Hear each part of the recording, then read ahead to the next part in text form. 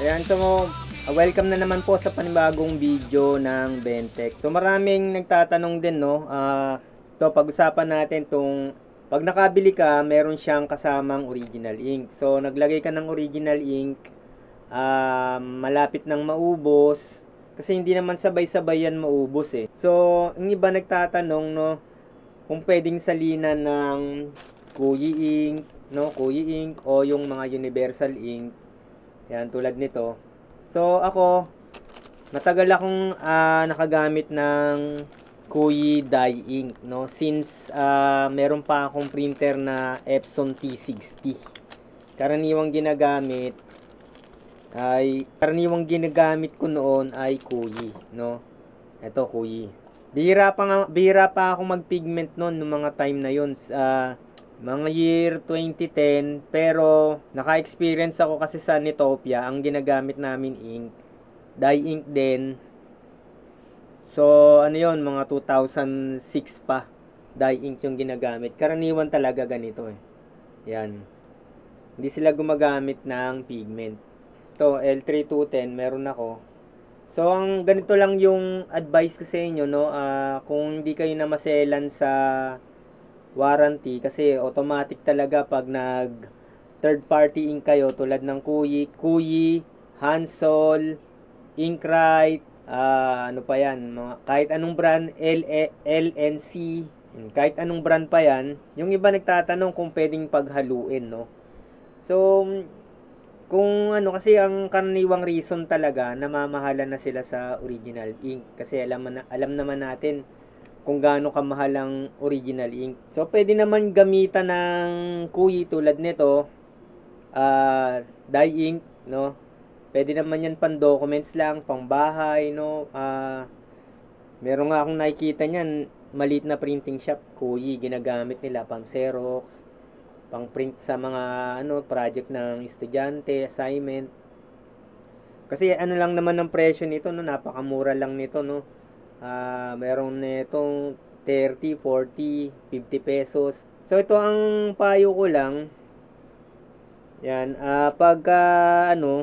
kasi hindi naman sabay-sabay yan eh. Huwag niyo salinan ng salinan ng lahat sasalinan ninyo. Lalagyan niyo ng kung ano yung unang mauubos. Halimbawa, yellow. Yellow yung unang mauubos, yun yung muna yung lagyan ninyo. So, ang ano magiging disadvantage niyan? Ang magiging disadvantage niyan sa color. Magiging parang mas hindi siya mas matingkad. Kasi syempre, magkano lang naman yan, no, against dun sa original ink. Tsaka yung syempre, ang gumawa nun, yung manufacturer talaga niya, design para sa kanyang printer. Ito sa tingin ko mas hindi tinipid sa sa mga component, no, nung kung ano man yung ginamit na chemical diyan or kung paano hinalo yan.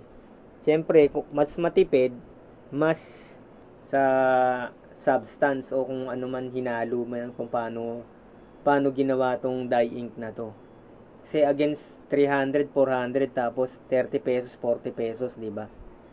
Siyempre alam mo na yan na mas maganda yung quality ng genuine ink. Ang advantage lang nito dahil affordable, mas malaki yung magiging kung pinangbi-business mo, mas malaki yung magiging profit mo.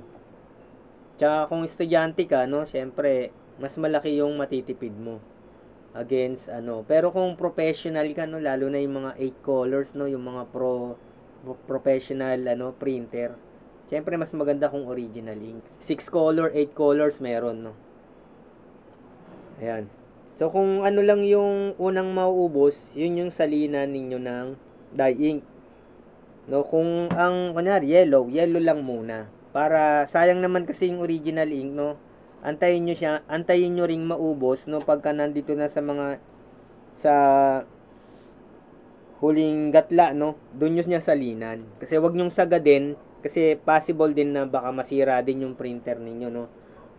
Yung CIS ninyo, hangin na lang yung niya, no, magkakaroon ng bubbles, papangit yung kulay niyan.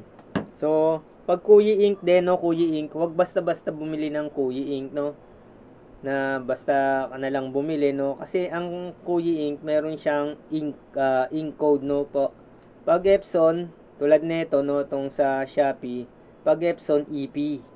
EP yung bibilin mo. Pag Canon, CA. CA. CA yung code, no. Ayan, tulad nito nandito.